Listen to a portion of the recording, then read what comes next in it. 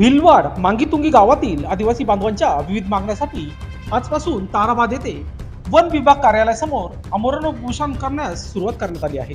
या उपोषणात लहान मुलांसह बाळांसह ज्येष्ठ नागरिक व वयोवृद्ध ग्रामस्थ तसेच महिला वर्ग बहुसंख्येने या आमरण उपोषण आंदोलनात सहभागी झालेल्या दिसत आहे.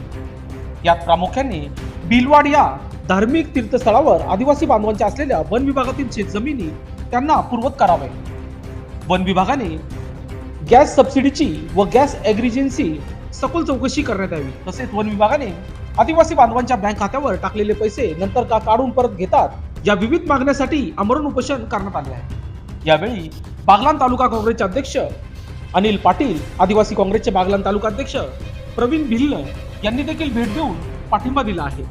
आदिवासी समाज बांधवांच्या मागण्या निर्णय होत नाही तोपर्यंत आमरण